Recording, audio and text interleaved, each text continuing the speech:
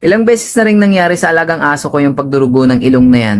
Lalong-lalo na pag summer, napakasimple lang ng remedy ko dyan mga kadogs. Cold compress lang. Effective yan. Ilang beses ko nang napatunayan sa aking alagang aso yan. Pero may time na hindi talaga umepekto yung cold compress sa aking alagang aso. Tuloy-tuloy pa rin yung pagdurugo ng ilong niya. So, ang ginagawa ko naman, kumuha lang ako ng isang dahon ng papaya.